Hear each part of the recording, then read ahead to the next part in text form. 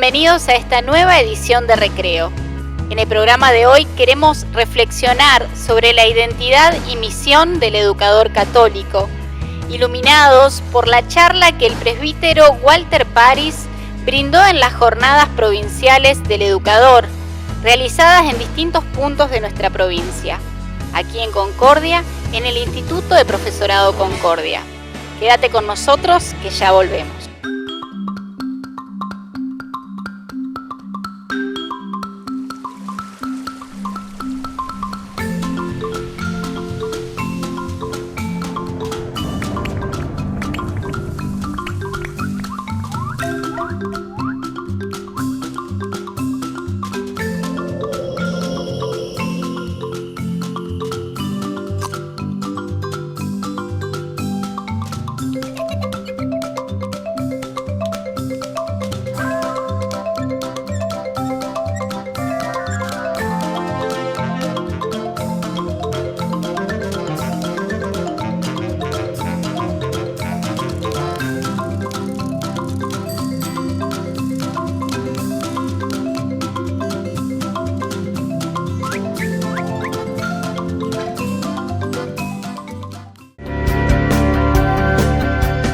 Cada una de nuestras escuelas brinda un servicio educativo que está enmarcado dentro de un ideario que le da sentido y dirección.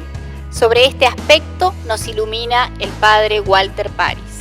Los tres fundamentos, el pastoral, el pedagógico y el institucional, siguen existiendo, pero están desconectados de la identidad cristiana que tiene que ser su alma. El concepto de identidad ayuda a profundizar el análisis porque personaliza y socializa la contemporaneidad de la experiencia de Cristo. Cristo está presente hoy.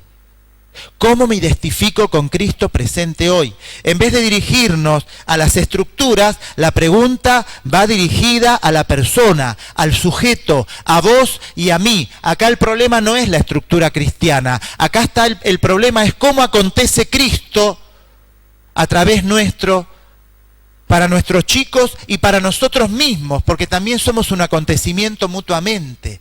¿Cómo acontece la presencia de Jesús y el triunfo de su gracia? ¿Cómo nos documentamos la presencia de Jesús entre nosotros como comunidad educativa y para nuestros chicos, niños, adolescentes y jóvenes? Entonces, sin una personalización de la experiencia cristiana, puede existir la escuela católica con todos sus pilares, pero desnaturalizados, sin rostros. Así, la institucionalidad adquiere un rostro relativista. En vez de reflejar la vida de la Iglesia como comunidad de discípulos misioneros, se vuelve un camino pedagógico sin referencia a Cristo, que deviene en un humanismo secularista, que acaba por renegar de la experiencia cristiana, o una pastoral que se transforma en un entretenimiento piadoso o en gestos católicos inconexos con la vida, sin incidencia en la realidad, sin acogida, sin abrazar la realidad como don, que decoran la vida de la gente sin responder a lo que el corazón de la persona necesita, todo lo opuesto a una experiencia original. El camino es volver a la experiencia cristiana, que genere una identidad cristiana, una pertenencia a Cristo, Cristo como aquel que estructura mi vida, que satisface mi deseo de felicidad, y a la Iglesia por medio de un juicio crítico, es decir, yo me adhiero a Cristo porque realmente verifico que Él es lo más grande para mi vida. El primer paso es curiosamente pasivo, dejarnos arrastrar por este acontecimiento que nos saca de la frivolidad y de la superficialidad y nos hace gustar la belleza de nuestra vida. Por eso se puede decir que la solución está en nosotros. El problema no está afuera, el problema está dentro nuestro y la solución está dentro nuestro. No es un problema de la realidad, es el camino que nosotros estamos haciendo frente a Cristo como experiencia de su presencia, como experiencia de satisfacción. Sería injusto culpar al Estado o a un gobierno. En Argentina vivimos en Estado de Derecho. Nadie nos impide comunicar la fe. Cuando a veces se empieza a culpar al sistema, parece que toda la culpa es de la inspectora, del ministro de Educación, del presidente. Jamás en la historia, ni siquiera en el periodo del laicismo, más belicoso de la Argentina a fines del siglo XIX, se nos ha prohibido vivir la fe. La raíz de nuestra crisis está en la identidad cristiana. Hemos pretendido hacer un cristianismo sin Cristo. Esto ya lo dijo Juan Pablo II. Una pastoral sin experiencia cristiana, una escuela católica sin eclesialidad y una vida cristiana sin moralidad evangélica. Haber renunciado a la radicalidad del evangelio ha sido una desnaturalización de la pastoral. No estamos en un cambio de época, sino en una época de cambios. Y esto, más que un juego de palabras, es una realidad que nos invita a sentarnos a revisar nuestros idearios para confirmar y volver a dar sentido a nuestra identidad y misión. Compartimos otro tramo de la charla del Padre París. A pesar de que con el correr de los años el ser humano se ha afianzado en la canonización de valores que lo engrandecen, por ejemplo los derechos humanos, y esto es muy bueno, esto no tiene correspondencia con una humanidad más intensa, más abierta a la vida, porque los derechos humanos se transforman también en derechos de muerte. Pensemos en el aborto, pensemos en la eutanasia, pensemos en el derecho al suicidio asistido, que ya está legalizado en algunos países, ¿no? El ser humano de nuestro tiempo está desvitalizado, arrasado. Hay un gran maestro espiritual del siglo XX, Luigi Giussani, que falleció en el mismo año de Juan Pablo II, que hablaba del efecto Chernóbil, ahora que con esta serie ha vuelto a estar en la picota Chernóbil. ¿Qué significa? Que el ser humano es como esa ciudad de Ucrania, que la muestra, yo no la vi la serie, vi algunos trailers, y entonces muestran la ciudad, que está todo en su lugar, hasta quedaron los platos en las mesas, quedaron las cosas puestas en las alacenas, la ropa en los roperos, hasta hay zapatos en el piso, la gente huyó despavorida, está toda la ciudad armada, pero nada funciona. Nuestra humanidad está como en un estado de arrasamiento. Y hay otro pensador contemporáneo español, Julián Carrón, que plantea que vivimos en un tiempo de destrucción de lo humano. El sujeto de nuestro tiempo, todos nosotros, enfrentamos la vida con una única herramienta de juicio que pareciera que sirve para vivir, el pragmatismo. Es una forma sutil de materialismo que reduce todas las decisiones a la conveniencia. Acá lo importante es lo que conviene. Si es bueno o es malo no importa, si a mí me conviene lo hago igual. La gran herramienta del pragmatismo domina hoy nuestro tiempo. Y este pragmatismo tiene como base el hedonismo, porque el principio último es una autorreferencialidad, una afirmación de uno mismo, afirmar mi placer, sentirme bien yo y el resto si anda bien y si no también. Una marca muy común de nuestro tiempo. Y la gran representación universal del hedonismo y el pragmatismo contemporáneo es la cultura de la comodidad, totalmente opuesta al sentido de inquietud agustiniana y que el Papa Francisco reconoce como enemiga del Evangelio, esta comodidad. Nuestro corazón está para desear más, nuestro corazón está para pedir el infinito, no para quedarse cómodo. La cultura de la comodidad es ahogante. El ser humano del siglo XXI busca estar cómodo, aunque sea en su miserable nicho, viviendo su individualidad. Jesús es un hombre en salida. Y todos los encuentros significativos del Evangelio son gente que hoy nosotros le recontra sacaríamos el cuero. Mateo, que era un chorro, un corrupto. Zaqueo, otro que tal. La Magdalena, ay, Dios mío, qué vidurria. 7 demonios le sacó Jesús. Pareciera que hay un empeño en mostrar que la potencia de la gracia puede atraer el corazón de cualquier ser humano y que no hay que tener nada previo, que podés vivir una vida de cualquier forma, pero basta la apertura de tu corazón para que Él haga su obra, ¿no? Y entonces la misericordia, algo en acción, algo que te abraza, algo que está presente, algo que te das cuenta que vos no tuviste que poner nada para que esté ahí. Justamente esto significa la experiencia, y esta es la experiencia que hace que los valores se vuelvan reales. Los valores no tienen capacidad de movilizar el corazón. Esto es un engaño. el problema no es de crisis de valores, el problema es de crisis de testigos. Nadie tiene el empeño de mostrar estos valores en acción.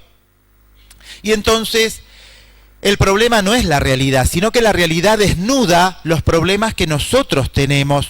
El avance del feminismo y de la ideología del género, el nihilismo festivo de nuestra época por el culto de los excesos, la resurrección de los totalitarismos, como decíamos recién, como alternativa política, sumado a la situación juvenil actual, la depresión de los jóvenes, el suicidio adolescente, la sexualidad promiscua, la pérdida del sentido del esfuerzo y del trabajo, la cultura del descarte, bebés, jóvenes, ancianos, la degradación de la familia, etcétera. Son todos síntomas de la emergencia y de la necesidad de una pastoral educativa. ¿Y qué nos dice el Papa Francisco?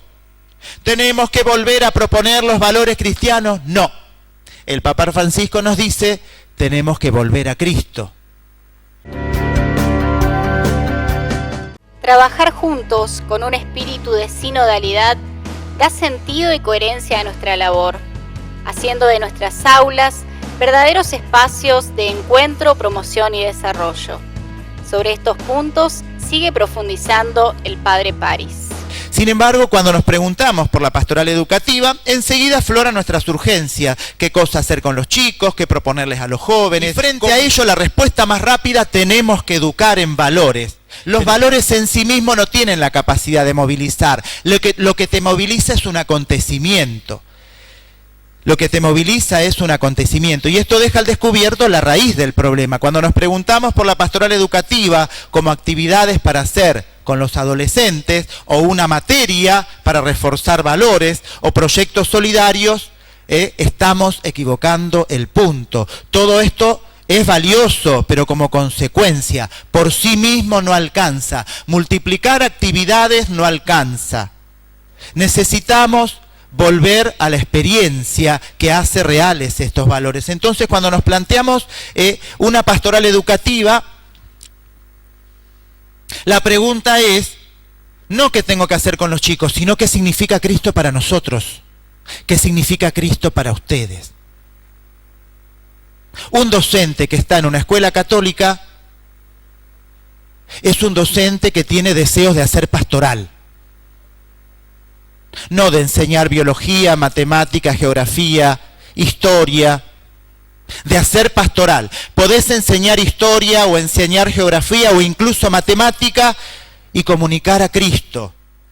Para vos que sos docente, que sos directivo, para mí que soy sacerdote, para muchos que aquí que son padres de familia, este es el punto. ¿Cómo es interesante Cristo para mi vida? ¿Cómo Cristo me hace pleno a mí? Cómo Él es una respuesta a mi deseo de felicidad, porque el punto de partida de cualquier pastoral no son los valores, sino el testimonio. Un hecho, algo que ocurre en la realidad, lo que cambia el corazón, lo que hace que el otro se haga preguntas, es un acontecimiento, algo que está sucediendo delante tuyo. Es decir, una presencia original, imponente, que no puede explicarse por factores humanos. Lo que impacta a un muchacho, a una chica, es la obra imponente de Cristo en cada uno de nosotros y que Él hace por pura gracia. No hay profesionales de la pastoral o profesores de la religión. Una pastoral se hace con testigos, varones y mujeres que viven de Jesús, como dice San Pablo. Ya no soy yo, es Cristo quien vive en mí y vivo de la fe en el Hijo de Dios que me amó hasta entregarse por mí. Esto es lo que conmueve. Encontrar una persona que vive con esa intensidad. Si hay formación religiosa y todos nosotros vivimos como si Jesús no existiera, no sirve para nada. La pastoral no es una actividad más de nuestras escuelas. Es una dimensión fundamental que debe nutrir a todas las demás y atravesar la vida de cada comunidad y de las personas que allí se encuentran. Continuamos escuchando otro fragmento de la charla del Padre Walter. Para que en las escuelas haya pastoral educativa, se vuelve imprescindible que los que hacen la pastoral educativa les interese Cristo, aunque sean dos. Y esos dos van con... La iglesia empezó con dos, acuérdense de Juan y de Andrés. maestro, ¿dónde vivís? Vengan y verán. Y se fueron con él y estuvieron toda la tarde con él y con la Virgen, porque si fueron a la casa estaban con la Virgen. Y ellos volvieron y le dijo Andrés a Pedro, hemos encontrado al Mesías. Basta con 2 que le interese la fe, basta con 2 o con uno que le comunique a un chico su experiencia y que vivan esta experiencia como un camino de plenitud para que este otro se la comunique a otro y así comenzamos un camino. Y así comenzamos un camino también con los adultos. Implica un camino, implica una tarea. Es más fácil ser profesionales y cumplir un horario, pero en la vida no hay horarios. La pastoral se parece más a la tarea de los padres que a la tarea de un funcionario. Y si vamos a una escuela católica, vamos a hacer pastoral educativa, ¿no? Entonces, y ahí llegamos a los pilares de la educación. La escuela tiene 3 pilares. El pilar pedagógico, el pilar institucional y el pilar pastoral. ¿Cuál es el más importante de estos 3 pilares? Bueno, miren, a partir de lo que nos decía el obispo, la escuela católica evidentemente tiene un pilar pedagógico y un pilar institucional porque es una escuela que está engastada en el sistema educativo formal, hay todo un proceso histórico, pero lo que da razón de ser a la escuela católica es la evangelización. Si no tenemos las escuelas para evangelizar, ¿para qué las tenemos? Son preguntas que tiro al aire, ¿eh? No es que preguntas provocadoras. ¿Qué sentido tiene gastar toda esta energía para cumplir un fin cultural que en última instancia el Estado lo puede cumplir perfectamente? Como dice el Papa Francisco, necesitamos volver a Cristo. Necesitamos partir de la realidad para darnos cuenta cómo caminar, sin culpas, sin enojos, sin complejos, con seriedad, buscando la correspondencia del corazón. Tenemos que volver a evangelizar, volver a entusiasmar el corazón de los jóvenes, de los niños, de las familias. Este es el problema central. No es un problema de afuera, es un problema de adentro. De volver a entusiasmarnos con Jesús. Decía Monseñor Eduardo Martín en el curso de rectores, volver a este fermento de la levadura dentro de la masa en nuestras escuelas, volver a proponer la fe, la cultura del encuentro, volver a encontrarnos entre nosotros como se encuentra Jesús desde lo humano, con la samaritana o con la viuda que lleva a su hijo único fallecido y se acerca con todo su corazón y le dice a la mujer, no llores. Y ahí acontece la presencia de Dios para ella. Volver a encontrarnos desde esta perspectiva. Volver a interesarnos por Jesús, que Jesús sea interesante para nuestra vida. Jesús es el buen maestro que con lenguaje sencillo supo llegar al corazón de aquellos a quienes Él se acercaba. Tomémoslo a Él como ejemplo, como inspiración, para renovar cada día nuestra labor educativa. Gracias por acompañarnos. Nos encontramos en un próximo recreo.